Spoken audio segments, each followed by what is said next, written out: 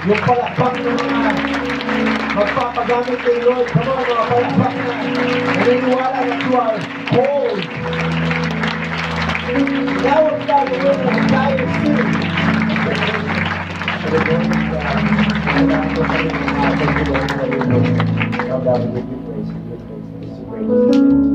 Alright, bago ka mo sabi mo sa katabi mo.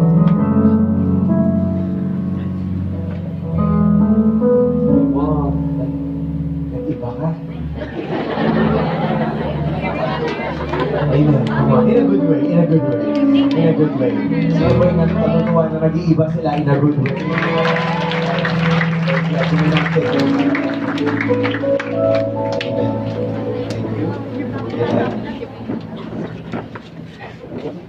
Alright, I want to speak to you today on a subject entitled The Right Response. Everybody say right response. This is in line with the promise that we received. Sino po natutuwa na pinangakuan tayo ni Lord the greater things this year? Come on. Come on, amen. But as we understood last week, this promise is not a selfish promise. Amen. This promise is not a selfish promise. It's a promise that concerns things beyond us. Amen. Not just for ourselves, but for a city, for the nation, for the generation. How many more of you believe that right now? That the Lord gave us a promise, greater things, not just for us to like enjoy and consume, but for us to share, for us to be triggered to become blessing to generation, something that is beyond us. And all those who are with me say amen. Amen. For example, no, halimbawa, greater things. Tapos, hey, greater things. Siguro, ngayon yun ito, gaganda yung cellphone ko. Wow. You know, parang sumashallow tayo ng konti. It's beyond that. Amen? Greater things. Wow, siguro greater. Baka this year, yung instead na 74, magiging 74.5 yung grade ko. Nakatakas yung grade ko. It's beyond that. How many more you believe it's beyond that? Come on, it's beyond that. And the full manifestation of the promise of God in our lives is greater things, has something to do, has an implication not just on our lives or ourselves per se, but on something bigger, like a campus, like a city, or a province, or a nation, or a generation. Ganun kalaki yung pangako ni Lord sa atin. Amen. Now, so we're gonna like the whole like this. The next coming weeks and including this Saturday, we're gonna talk about the right response. Ano nga ba yung tamang response dun sa pangako ng Diyos? Sino po naniniwala na mahalaga na magkaroon ka ng tamang response? Nakaranas ka na ba ng tinanong ka tapos mali yung sagot? You know, yung parang anong kinain mo, sagot sa'yo, blue. Yung parang weird, di ba? And then, yung kinain mo ngayon, blue. Parang weird. Ninang ka? Malabo, di ba? And so it's important to have the right response. And so even in the context of God giving us promises, God giving us commands, importante po na tama yung ating pagtugon, tama yung ating pagresponde. Amen? And today we're going to talk about that. How do we respond to a promise, to the great promise, such as greater things? Ano ba yung una nating dapat reaksyon? Paano ba tayo sasagot kay Lord? Paano ba tayo tutugon? Paano ba tayo re-responde? Pag sinabi ni Lord na 2019 is a year of greater things. Paano ba yung tamang pagtugon? Are you ready? Number one. For the next few weeks, tatlo to pero yung number one muna pag-usapan natin. We respond by believing. Ang unang pagtugon, pag sinabi Lord, 2019 is a year of greater things. Bang! Unang reaksyon, I believe. Amen. Sino po naniniwala na mahirap magkaroon ng greater things? So, mahirap magkaroon ng greater this year kung hindi ka naniniwala. Amen. Ito nga, a year of greater things. Kaya mo, ito. Siguro kayo. Meron ka akong bagya. Come on. You know, in the Bible, it's so consistent. All the people, all the men and women of God who experienced greater in their lives, they had one common denominator. They responded with faith. Amen? How do I know? For example, Abraham. Diba si Abraham? I'm going to mention a lot of examples, but you know, usapan natin si Abraham muna. In Genesis chapter 15, look at what the Bible tells us. Sabi dito, after this, the word of the Lord came to Abraham in a vision. And the Lord said to Abraham, sabi niya, Abraham, do not be afraid. I am your shield your very great reward. Grabe, no? Sino yung nagkakaroon ng holy inggit, no? Tawag dyan, holy, banal na inggit, no? Grabe sila mag-uusap, no? Wow! Imagine mo sabi, oh, Abraham, huwag matakot, ha? I am your shield, your very great reward. Wow! Sarap nila mag-usap. And then Abraham said, Sovereign Lord, what can you give me? What can you give me since I remain childless? Wala akong anak, Lord, sabi niya. And the one who will inherit my estate is Eleazar of Damascus. And Abraham said, you have given me no children. So a servant in my household will be my heir. And then the word of the Lord came to him, this man will not be your heir, but a son who is your own flesh and blood will be your heir. Tagapagmana. Verse 5, and then he took him outside and said, look up at the sky and count the stars, if indeed you can count them. And then said to him, so shall your offspring be. Alright? So, para po mas magindara, Tagalogin natin, no? Yung Youthgig version. No? Usap sila, usap si Abraham tsaka si Lord.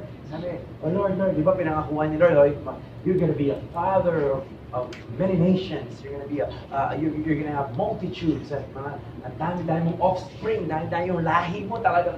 Nadami talaga. Tapos sabi nga ni Abraham, Lord, paano kaya mangyari yun? Wala nga akong anak eh. Wala. Nothing. I have nothing. Nothing. Wala. Tapos, tinignan pa yung sitwasyon niya. Yung asawa ko matanda na. Ako din, makalalugi ako may kabibi kanina. No, baby. No, baby. It's impossible, no, baby, for us. You know what I'm saying, Lord? I'm old, my wife's old, and no, baby. And then look at how God works. Sabi ni Lord, talaga, no, baby. Lumabas ka sa tent mo.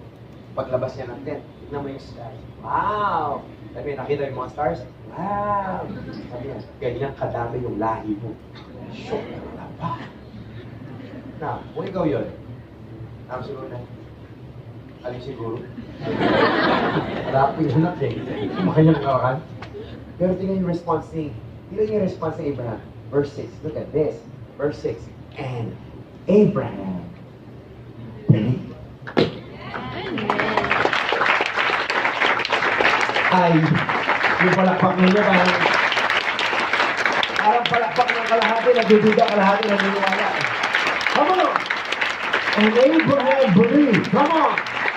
I believe right now God is asking you the same question. I'm about to do something greater in your life. I'm about to do something greater in your ministry. But the question is, do you have enough faith to believe? Amen! Kasi ang ganda nung pangako eh. Greater things. Tapos sabi mo, well, ang ganda ng video. Ganda ng video. You respond with faith. You respond with believing. Remember Noah? Sabi ni Lord kay Noah, Noah built an ark. What if he didn't have faith? What if he didn't believe? Eh di sana walang ark. Sana namatay siya. See, I've come to realize, yung mga taong nakaranas talaga ng mga greater miracles in the Bible, sila yung mga tao na nag-respond kay Lord with, yes Lord, I believe. Amen.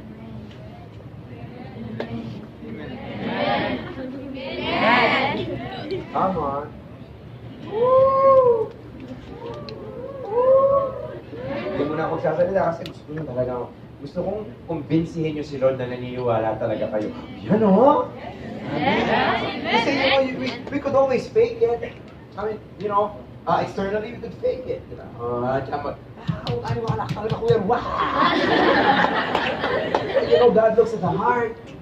And at the end of the day, God will know if you really believe. God will know if you really, in your heart of hearts, really have enough faith to say, all right, God, my situation looks good.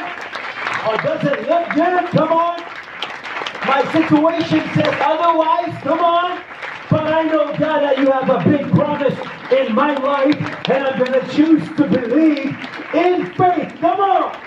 And just like Abraham, come on.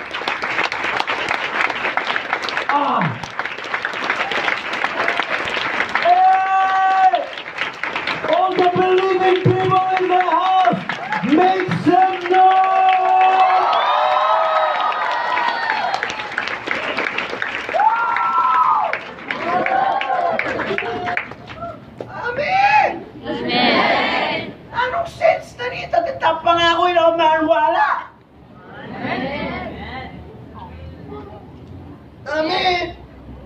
yung impact ng pangako, mararanasan mo yun pag naniwala. Kasi kung hindi, video yan. Yun nga, man. Greater, capacity, greater things. No, next question. Kuya, what do I believe? Happy na naman, wala ko. Okay, I believe. What do I believe? I believe. Pero sino naniwala minsan mahirap maniwala? Lalo na pag nakita mo na yung sitwasyon mo. Sabi, Lord, this year, auto bonus na lang kasi pansakin this year, magiging business talaga ako naman. Lord, yeah. Tapos pagkita mo sa class card mo.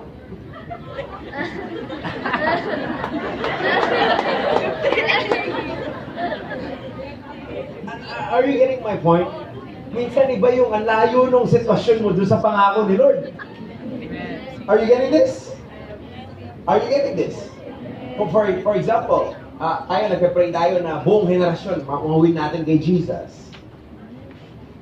Amen. Amen. Hindi ba kaya sa ating class room? Tara mag-dita. Narito. Mag-worship ka na ninang ko. Okay na. Parang ibang-iba pangako tsaka yung totohanan. Amen.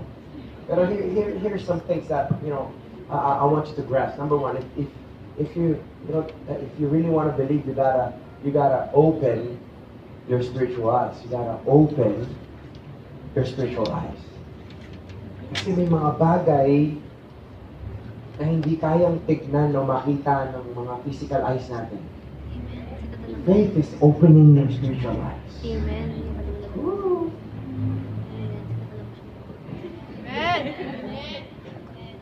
Halimbawa, hindi ko naniniwala darating araw, punong-puno ang first, second year. Amen. Sino po naniniwala na puno na siya ngayon? Amen. Faith ka. Kasi hindi naman sa physical eyes. Pero pag binok ka, open your spiritual eyes. Nakikita niyo ba? Ano tingnan nga sa likod? Nakikita niyo ba sila? May grupo doon na naka-red. Isang barkada sila. Nakikita niyo sila by faith? Come on. Pakihay naman. Hi, white people. Nakikita mo yung banda doon? Tingnan mo, isang grupo sila, naka-uniform sila. Ayan. Tapos yung katabi nilang grupo, yung buhok nila, talagang grabe, parang bushes. Parang pinagsama-sama nila mga thorn bushes. Can you see them by faith? It's called eyes of faith. Are you getting this? Ay, naku, di na. Come on! Can you see them right now? Come on! Can you welcome them right now? Hello! Pagkasabi, tulungan nyo, welcome na sila. Hello! Can you see them? Can you see your classmates here with us worshiping God? Come on! Can you see the? Come on! Can you see the? Open your spiritual eyes. Can you see that? Grabe na. Ang buhay ng Kristyano ay mas tunay. Because we see things that ordinary people cannot see. Amen. And that's how it must be. I mean, si Lord who could see, everything. Ano yung mga command ni Lord? Believe, don't worry, Siyempre, ikaw naman, don't worry, Lord? Hindi ka na mangyari ka na, worry. Pero dahil si Lord, nakikita na niya yung future mo. Nakikita na niya yung bukas mo. Eyes! I'm preaching right now. Come on! The God who can see your tomorrow, the God who can see your next week, the God who sees your 5 years from now, and your 10 years from now, is the same God who's saying to you right now, do not worry, open your spiritual eyes. I'm gonna be there. Come on, I'm gonna be there. I was with you then, I am with you now, and I'm gonna be there in your future. Pero kung nakasara yung spiritualize mo, one, two. Meron pa itong mga bukulat na spiritualize.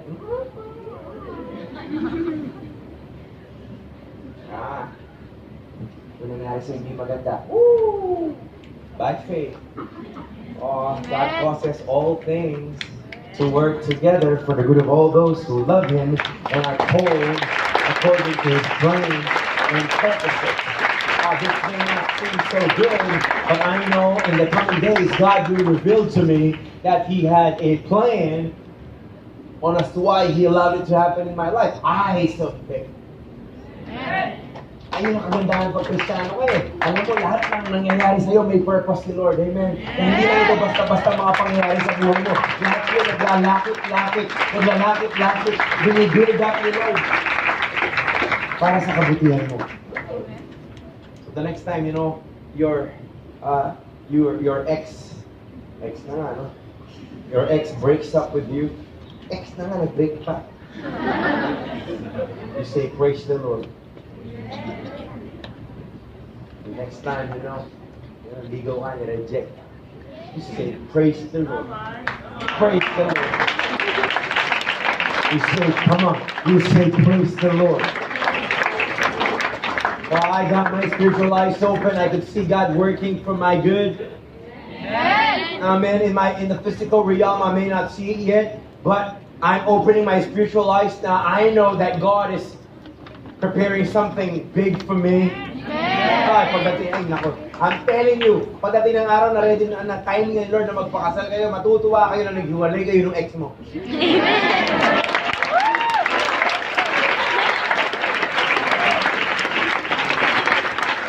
Kapag love life talaga, lumalakas yung palakpak dito sa lugar na ito. Amen. Amen. And you guys, you're high school, college. I experienced being high school, college myself. And I went through that stage, Sabihin ko sa inyo, mag-iiba pa talaga yung preference niyo when you grow older. Oh, totoo. Tapos magugulat kayo 10 years from now. Tapos makikita mo yung crush mo nung high school ka. Tapos sabihin mo, crush ka niya.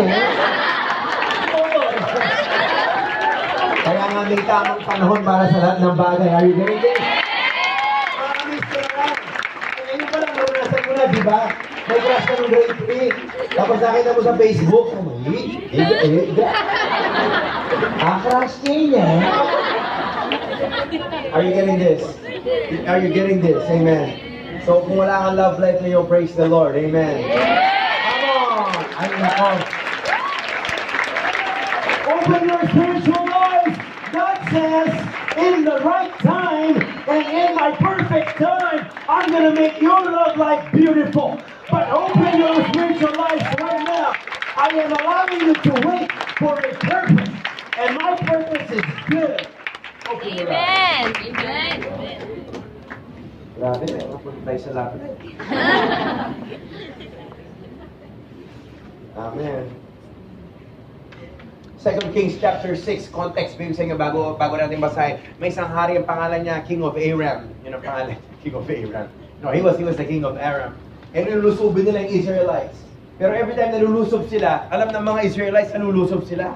So sabi niya gano'n, sabi sa mga tauhan niya, grabe ba tayo nauunahan lagi ng mga Israelites yan? Pag lumulusob tayo, alam nila agad. Tapos, sino ba nagsusupong dito? Meron mga spy dito? Tapos sabi gano'n ng mga tauhan niya, Sir, hindi po. Meron po silang prophet doon, si Elisha. Grabe yung prophet na yun. Lahat po ng plano natin, naririnig niya. Grabe. Tapos, sinasabi niya doon sa hari, grabe talaga. Grabe talaga. Sumagot si King of Aram, verse 13. Let's read 2 Kings chapter 6, verse 13. Go find out where he is.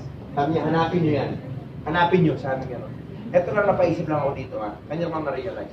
Hindi kaya naisip ng hari na to. Ano sinabi niya, hanapin niyo si Elisha. Hindi kaya naisip na alam din ni Elisha doon.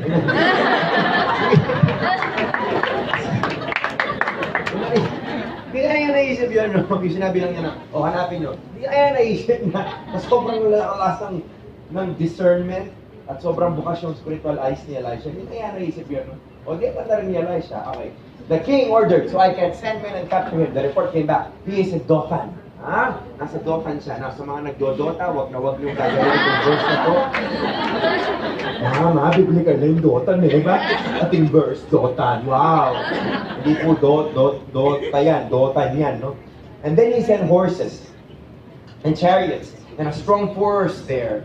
And then they went by night and surrounded the city. Verse 15, when the servant of the man of God got up and went out early the next morning, eto na, nagising yung servant niya.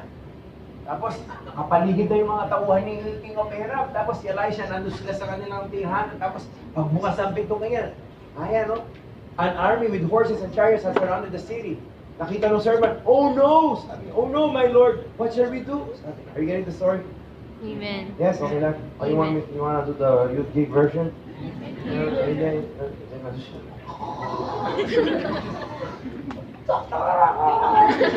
Paglabas na ganun ng servant, bago sa mga, wow! Good morning, Israel! Paglabas na ganun, good morning! At yung chariots, makanyala. Yung sundalo, makanyala. Ano siguro? Siguro may minum yung kape.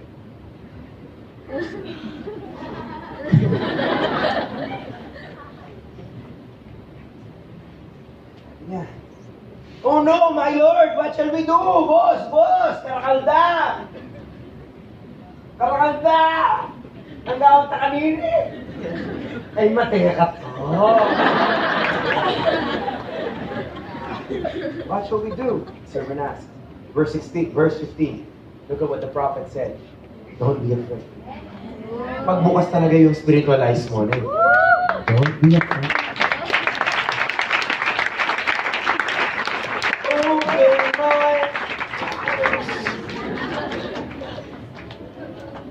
Don't be afraid, the prophet answered.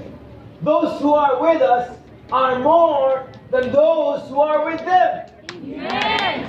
Those who are with us are more than those who are with them. Ano siguro ng guy? Ano nito ang servant? Ay, hinahin niya. Kung kalaban naman eh. Suwa kami mo. Boss. Hinahin ka, boss? Dago. Verse 17. And then Elisha prayed. Look at this. Elisha prayed. Open his eyes, Lord, that he may see. Woo! Can I pray that prayer right now? Lord, open our eyes so that we may see. Open our spiritual eyes so that we may see the bigness of your plan for our lives. Come on, open our eyes, Lord. Come on, pray. As you're clapping your hands, the Lord is opening your spiritual eyes. Eyes of faith. Come on. Looking through the lens of faith. Nothing is impossible with God. Looking through the lens of faith. Nothing is too hard for God. Looking through the eyes of faith. Those who are for you are greater than those who are against you. Game changer. Pagbukas ng spiritual eyes, look at this. Then the Lord opened the servant's eyes. And he looked and saw the hills full of horses and chariots of fire all around Elisha. So the whole time, may nakikita si Elisha na hindi nakikita ng servant. Kaya nung pinag-pray niya, Lord, pakibukas po yung spiritual eyes. Hindi bukod. Ano siguro? Kaya. Come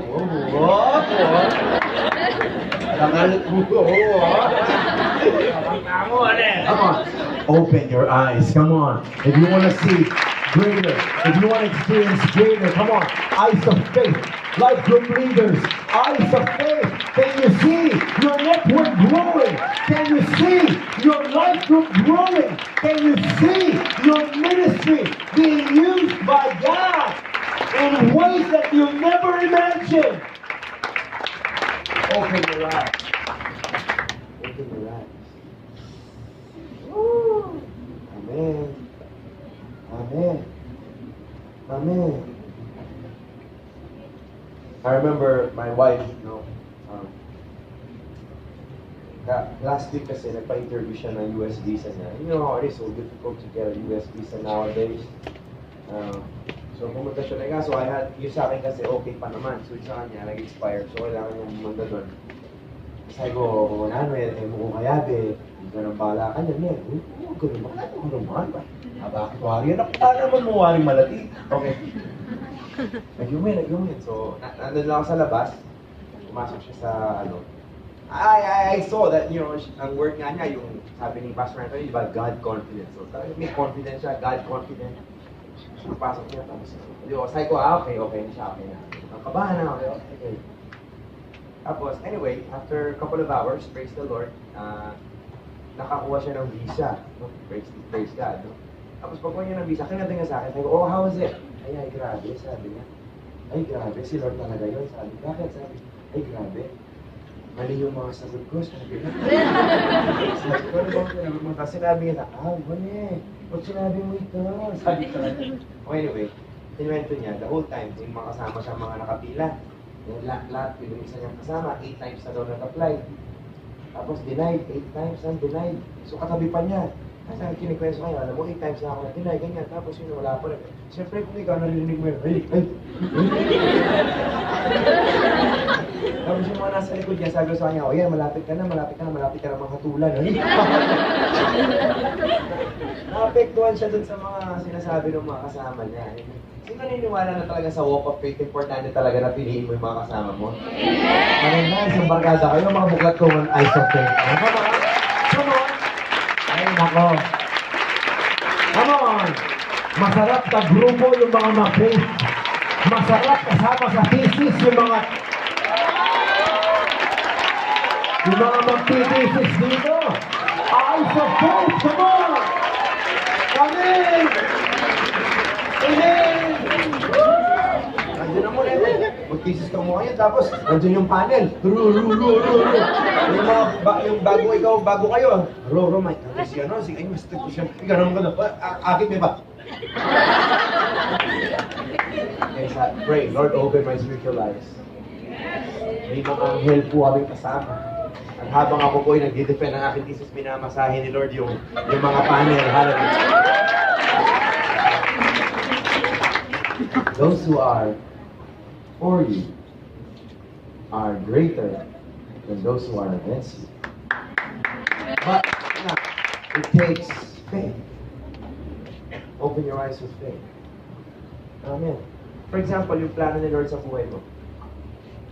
Kung paniwala mo sa buhay mo, nandiyan ka na lang, mayapi mo ka. Pero eyes of faith, wow, grabe. Magagamit ka kay Lord. Darating nga, ay, alam niyo, pinakamasarap na buhay? Yung buhay na may lalapit sa iyo, tapos sasabihin sa'yo, mo na nakaka-bless yung buhay mo. O kaya, alam mo, totoo si Lord sa buhay mo. Ito, more than yung kaporma mo ngayon, yung kaporma kung ganangin. O bukas may may kang malagin. Pero pag, alam mo, dahil sa'yo, kilala ko si Lord, akin din. Dahil sa'yo, at yan ang buhay. Come on. Yan ang totoong masarap na buhay. Come on! Come on! Aliwait ako. Bago cellphone mo. Ay, yung ganda ng cellphone mo bago. Talaga naman, for 5 days talaga. Wow, saan yun? Pero pag naluma na, wait ka. May cellphone mo, tuwanan eh. Pero halimbawa, you're living a life that is really following Jesus, and people are blessed by your life, and they see God working in your life. Hey, this is real life. You're napapagamit ka kay Lord. Kung anong meron ka, gagamitin mo para kay Lord. Amen? This is real life. But you need eyes of faith to see the greater that God has in store for you. Anyway, going back to the visa story, kinakabahan na siya. Parang sabi, ayoko nang makinig sa mga katabi ko. Sabi niya, nag-aalala ako. Binuksan niya yung kanyang devotion, yung Our Daily Bread niya. Pagbasa niya sa Our Daily Bread, ang nabasa niya, yung kwento ni Elisha, yung open your eyes. So, in-apply niya. Lord, na kinakabahan talaga ako. Grabe, pati mga katabi ko kinakabahan. Nag-pray siya, Lord, buksan niyo po yung mga mata ko. Bukas na mata niya, nakita niya, marami siya kasama mga anghel na sumusuporta sa kanya. Pinag-isip, I-give him. Kaya kahit ano may mga pinagsagot ng mali-mali. Amen, come on. Lord, come on. Come on. Come on, can you see? Can you see? Come on, through the eyes of faith. Come on. Nakikita mo na ba? Ang gagamitin kami, Lord. Life group leaders, can you see? The Lord, darating ang araw, life group leader, tagapin mo. Meron dito, life group leader, darating ang araw, pag nagko-convergence kayo, pupunuin nyo yung grass doon. Ganun ka nung kadami sa family nyo. Sino po naniniwala nyo? Ganun dito, naniniwala ka, ang dami ko kasi like, grabe, this past couple of days, I was so blessed to meet a lot of people who are also Christians and they are being used by God. Na-meet ko last Monday, actually, and Guinness namin siya sa road trip. And I don't know if you know Kalalili?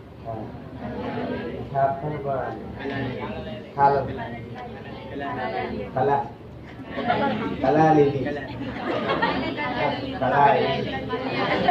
Kalya Lily. Kalya Lili. Ano ba talaga? Kalye. Lily Street. Kalye Lili. Di ba? I'm so privileged to meet up with si Kuya Lem. Si Lem is their drummer and their songwriter. Siya yung sumulat ng kantang Magbalik. So siya yung guest namin no, ano, and na-bless ako, kinuwento niya. Pastor's kid, nag-rebelde, lumayo kay Lord. From Bulacan, he goes to UST. Kung college siya, nakita niya na yung buhay sa Manila. Talagang grabe, wild. So nagpaka-wild siya, lumayo siya kay Lord. Tapos kasali siya sa bandang Kali Lili. Sumikat sila. So lalo siya naging wild. Naging wilder for the world. Tapos sabi niya, one day, parang the Lord gave him a song. Parang gusto niya bumalik kay Lord. Tapos napaisip niya, kung babalik ako kay Lord, ano kaya yung kakantahin ni Lord sa akin? Yun pala yung magbalik. So pala yung magbalik pala, ang kumakanta si Lord, kinakanta sa kanya. Yun pala yun. So sinulat na yun, parang si Lord pala yung kumakanta sa kanya na magbalik sa kanya. So yun pala yung kwento niya. Kasi nanong ko, so paano pagkatapos mo sinulat siya magbalik? Nagbalik ka na ba? Sabi niya, hindi. Ikaw ba matigas talaga ang ulo mo, no? Sabi niya, opo eh. Sabi niya, ano nangyari? And then he experienced an accident. Tatlong beses na umikot yung sasakyan nila. Pero hindi siya namatay, hindi siya nasaktan. Pero he believed that it was a wake-up call from the Lord. Alam ko si Lord ganyan eh. Pag tinatawag ka niya, minsan bulong lang. Shhh! Ito na yan. Shhh! Kawarnan mo. Tapos, ang wala. Lord ba ito? Newton? Nung ano yung life profita ko talaga, may kaki-KJ mo. Palibasan niya lang pang tawin niya. Hindi na yun sa'yo kami malungkot. Eh, pag hindi ka nakilig sa bulaw, tututak ka ni Lord. Uy. Wake up. Gising. Hindi ka parang nakinig. Palungan, paruganan. Huwag makiramdam. Pero you know, it's not really to hurt you, but to wake you up. Yes! Kaya yun, no? Tatlong beses dito sa kotse, pero buhay pa rin, hindi mo siya nasinatan, hindi mo siya saktan.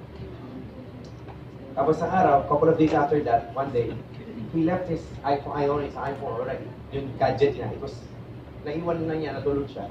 Pagising niya, sakto ang tugtog yung Oceans.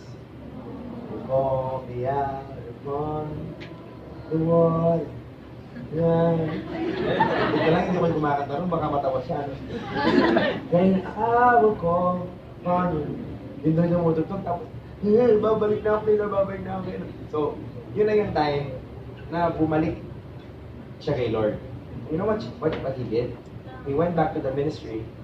He started serving the Lord again in the worship team. At tapos, gumawa siya ng bagong kanta. Ang title ng kanta, X. Na kung napakinggan niyo na po yung kantang X, hindi po yun tungkol sa ex-boyfriend o ex-girlfriend. Ang X pa lang yun ay si Lord. So, I was so blessed. I was so blessed kasi tinanong ko siya, sabi ko sa kanya, so what do you do now? I mean, he's 32 years old. Ayun, syempre po, pastor, sabi niya, kailangan ko magtrabaho. I'm already an adult.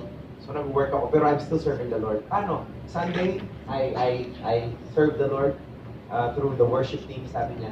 Pero weekday po, tumutugtog po kami sa mga bar. Wow, grabe, tumutugtog kayo sa bar. Tapos ito yung nakakatuwa. Pag pumunta sila sa bar, tinutugtog nila worship song. When he said that, wow. And naranasan daw nila na mura-murahin sila sa bar. Naranasan nila na binato sila sa bar. Kasi syempre pag sa bar, na-expect mo yung mga tapos mga ng worship. And then I said, wow, sabi ko grabe talaga kung isang tao magde-decide lang siya na magpapagamit kay Lord. gagamitin ka talaga ni Lord in ways that you've never imagined. Amen. Come on. Everybody say greater. Come on. Everybody, come on. The promise is not a selfish promise. Come on. Come on. God can use you. Come on. Clap your hands a little bit. God can use you in your campus. Come on. God can use you to save a life. God can use you to save a friend. Everybody say amen. Nalala ko yung isang kwento, no? Nag-graduate siya ng valedictorian. Summa cum laude. Sino gusto maging summa cum laude dito? Suman. Suman cum laude. Amen. And he was delivering his valedictory address. Tapos kinuwento niya gano'n. Sabi niya, nalala ko nung kaya sa narata yung mga teachers niya, yung parents niya, professors niya. Pero sabi niya, hindi ko makakalimutan yung kaibigan ko si Kyle, sabi niya. I just wanna thank him right now. Tapos kinuwento niya gano'n.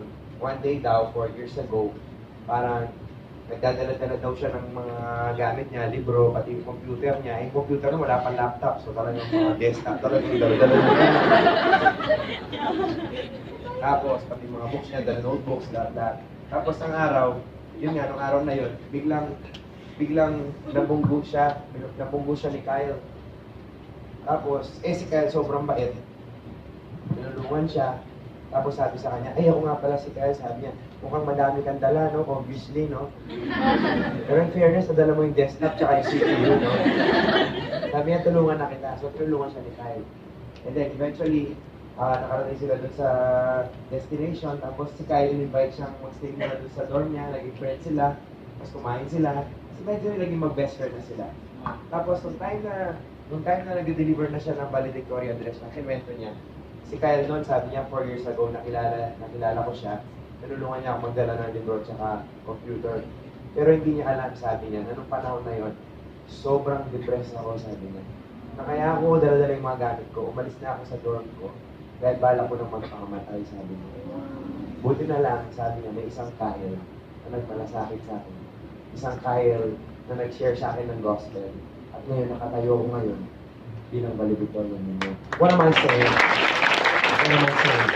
Come on, don't ever think that your life is just about you. Come on, don't ever think that your life is just about you. Are you getting this? Don't ever think that your talent is just about you. Come on. Greater means open your eyes to faith. Gagamitin ka ni Lord in ways that you have never imagined. At lahat po ng gusto mo paggamit kay Lord, magsabi niyo. Amen. Grabe, bilis ang oras na, oh.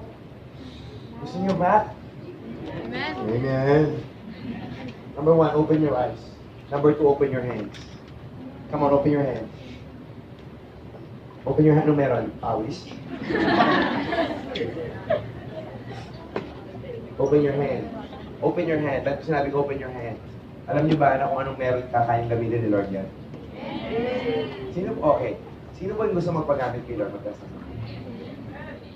Sino ba yung gusto maging pagpapala? Sino ba yung gusto nila darating ang araw may magpapasalamat sa'yo? Parang si Kelsey niya. Thank you, ne. Thank you, ne. Thank you mo. Thank you. Come on. Come on. Hey.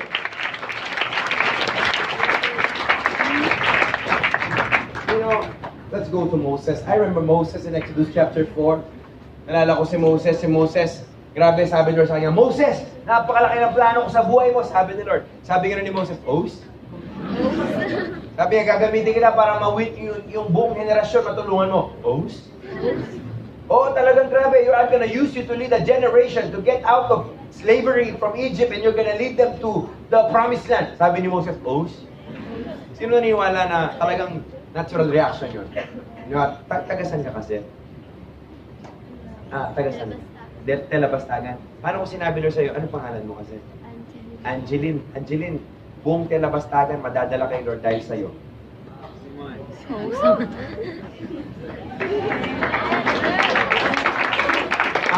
Parang yung reaction niya, she was taken aback. Kasi napagano siya. Tawag yung taken aback. Hindi back, aback.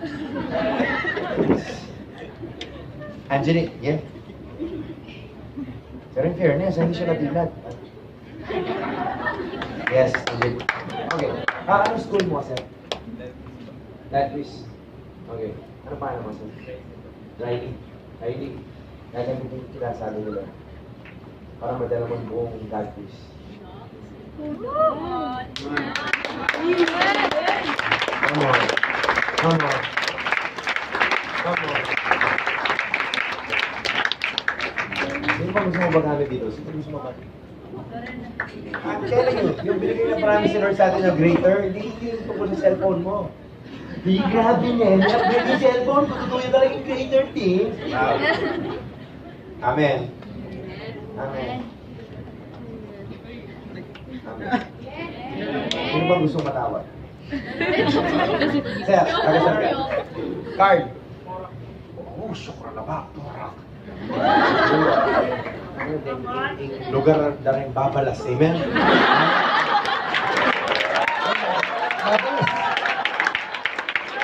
Sabi nga nila, pagkalis mo daw ng porak, fresh ka. Pagdating mo dun sa pupuntahan mo, maputi ka na eh. Charles, naniniwala ka ba? Gagamitin ka ni Lord para madala mo yung buong porak cake.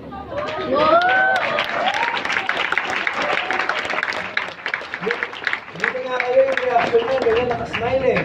Eh si Moses, sana, O's? O's? Eto pa, binigyan siya ni Lord ng mga command, ang sagot niya, excuses. Alam niyo, na-realize ko to, dapat kung gusto mong maranasan yung greater, kaya ka mapag-excuse. Ay, nako. Ay, ang hina-hina naman. Kasi busy ko, bumibol ka ba? Kasi po magluto ko, O's. Kapilan? Kapilan ka magluto? Kapilan? Kapilan!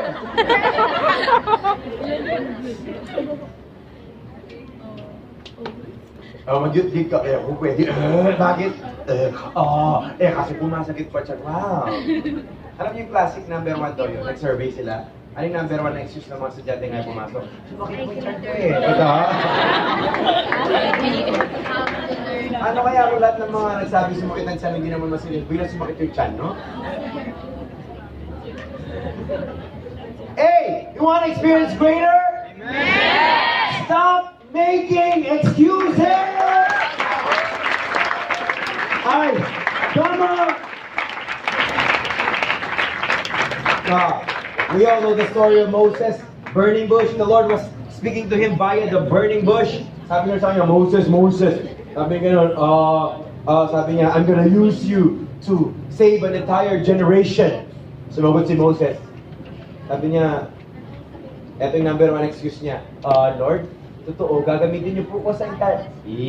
Lord, Lord, sino ba ako? Unang tanong yan, who am I? Who am I? Naranasan mo na yun? Gagamitin kita, dadalhin mo buong seat, buong university. Sino ba ako? Wala man nga bumapansin sa akin sa school eh. Tapos, di man nga ako magaling sa math eh. Sino ba ako? Sino ba ako? Si Moses ganun, Lord, sino ba ako? Sumagot si Lord, it doesn't matter who you are or who you are not. What is important is who I am and that I will be with you. Lahat ng mga gusto magpaganin, alam ko, tinatanggap mo to ka mga...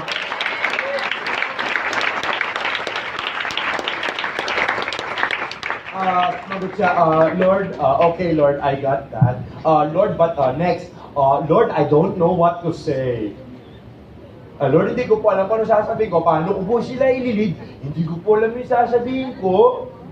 Sumagot si Lord, God's answer, I will tell you.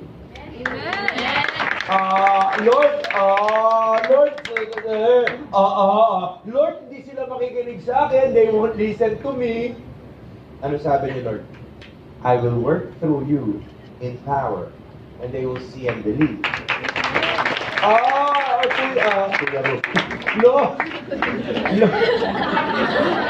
Lord, I can't speak well.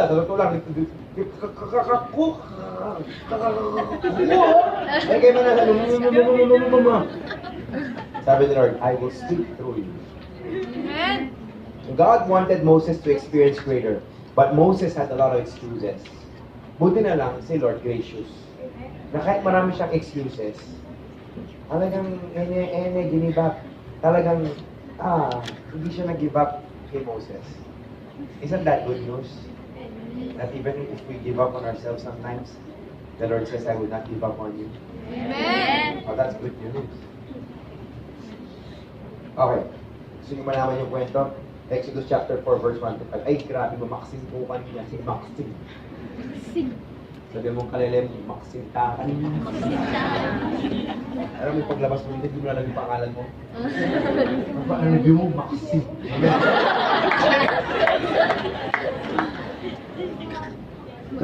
Chapter 4 says it, Then Moses answered the Lord, But suppose the Israelites do not believe me and will not listen to what I say. What shall I do if they say that you did not appear to me? So mag-struggle Moses, Lord, hindi sila makikinig, Lord. Okay. Verse 2. So the Lord, ito yung sagot ni Lord. So the Lord asked him, What are you holding? Wow. Ang sagot niya, a walking stick. Na, nung una ko nabasa to, sabi ko, bakit hindi ka pa na stick naman, Pak Joe? Oo, mamangha, Pinoy ni. Siguro may paninti mo yung ting-ting, banda mo yung ting-ting. Sabi ko, in fairness ha. Only to find out na yung palang stick na yan, it's a shepherd's rod. Tungkod pala yung, alam mo yun, yung stick na, yung pala yun. Hindi naman naglalak. Pala ko, walking stick. Okay. So in other words, sabi niya, Lord, ang laki-laki na pinapagawa niyo sa akin. Hindi nga po ako sikat eh. Hindi nga po walang makakilala sa akin. Hindi ko nga po alam yung sasabihin ko. Tsaka, hindi nahihirapan ako. Tapos, paano ko sila ililid? Tapos sabi Lord sa kanya, okay, ano ba meron ka? Ay, winning gama na. Stick. Stick, Lord. Ano kayong gamitan? Sabi ko stick. Sabi na Lord, okay, yung stick kayo, gamitan. Okay, gusto nyo malaman paano ginamit? Next tayo. Okay. The Lord said, throw it on the ground. When Moses threw it down, it turned into a snake. Grabe no, naging snake from a walking stick to a walking snake. Yeah,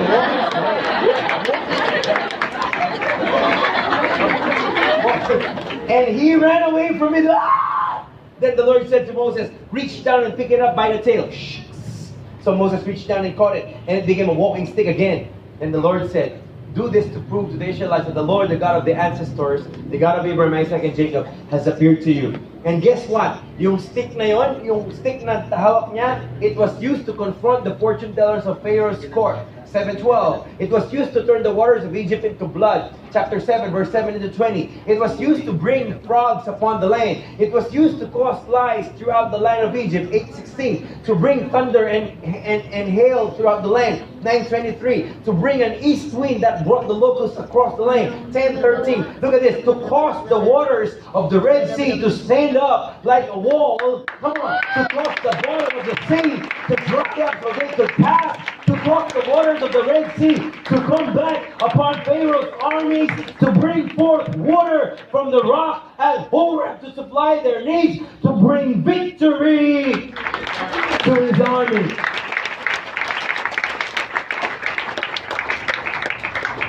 Going back, it was just a stick. Stick lang. So just in case you're asking right now, Lord, how can I achieve greater? How can I be used in a greater way? I'm not qualified. I don't have enough talents. I don't have enough gifts. I don't have enough connections. I don't have enough resources. And God's telling you right now, what do you have? Kung anong meron ka ngayon, gagamitin ko. Gagamitin ko. Come on, come on, come on. This year, open your hands. Your greater, look at this, your greater will come out of the ordinary. Come on. Stop looking for your greater in the spectacular. God says, what's in your hand? What do you have? That is the place or the thing where your greater might begin. Come on, hallelujah. Come on. Come on. Lahat ng naniniwala magagamit sila this year. Lahat ng naniniwala magiging greater yung book. Come on. What's in your hand? What's in your hand? What's in your hand? Kung anong meron na ngayon. Huwag mo na hanapin yung spectacular. Kung anong meron ka ngayon, pwedeng gamitin ng Diyos yan. Amen. Amen. Amen. Amen. Thank you for the worship team. In ending, I want to read to you Matthew 6:29-33. Don't say, well, don't worry. Verse 29, yet I tell you that not even Solomon in all his splendor was dressed like one of these, talking about the lilies. If that is how God clothes the grass of the field, which is here today and gone tomorrow, thrown to the fire, will he not much more clothe you, O you of little faith? Verse 31, do not worry, saying, what will we eat? Or what will we drink? Amen. Or what shall we wear? For the pagans, for the unbelievers run after these things, and your heavenly Father knows that you need them. Verse 33, but seek first His kingdom. Use your life for the expansion of the kingdom of God. Come on. Use your life for the expansion of the kingdom of God. Use your life for the expansion of the kingdom of God. And all these things will be given to you as well. Greater is not a selfish one. Greater is beyond us, beyond Wildfire, beyond ministry. It has something to do with the generation. It has something to do with the kingdom of God. Sabi ni Lord, seek first the kingdom and His righteousness, and all these things will be added to us as well. Amen. Pagpagalit ka this year. You want to experience greater? Come on, come on. Sino po yung...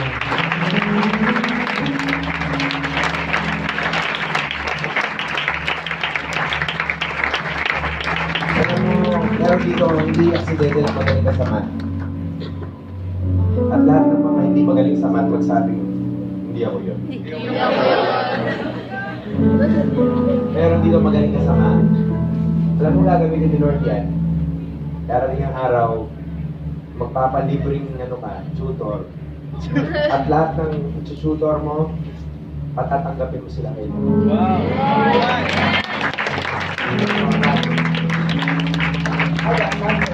Stories, I mean, yung kinuwento kanina, yung sa Galilee, ano lang yun, isa lang yun sa magandang testimony sa rinig ko. Grabe, no? Meron akong nakilala, isang t-shirt, businessman siya. Ngayon, he's like, parang kasabayan niya yung worship gen, dalawa silang nag-produce ng Christian shirts. And I got the privilege to interview him, tapos kinuwento niya, sabi niya, sabi ko, paano ba nag-start? Sabi niya, nag-start po ito nung bata-bata pa ako, sabi niya, nagtatrabaho ako, I was working for a certain company. Pero ang nangyari po dahil nagtatrabaho ako, hindi na po ako makapag-serve ng Sabado at Linggo. Sabi ko, okay, and then what happened? And then sabi ng pray ako kay Lord, Lord, kailangan ko magtrabaho kasi may pamilya ako. Pero Lord, gusto ko po magbalik yung paglilingkod ko sa inyo. So Lord, bigyan niyo po ako ng hanap buhay na makakapaglingkod pa rin ako sa inyo. Pero at the same time, meron po akong ipapakain sa pamilya ko. Seek first His kingdom. You know what happened next? May pinakilala si Lord sa kanya. Isang businessman. Meron siyang mga t-shirts pero hindi niya alam ibenta. Nag-partner sila. Siya yung marketing arm. Siya yung nakabenta ng mga t-shirts. And eventually, naging siya na yung owner ng kumpanya. Now, he's like well-established. Pag may event, ng mga Christian event, namimigay siya ng mga t-shirts. Pero siya na nagbebenta din siya. At ngayon may trabaho na siya. At nakakapag-serve siya. What am I saying? In-honor ni Lord yung panalangin.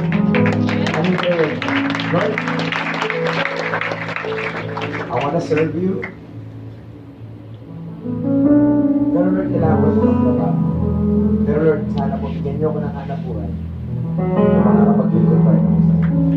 Seek first the kingdom. Come on. Seek first. Come on. Shut up.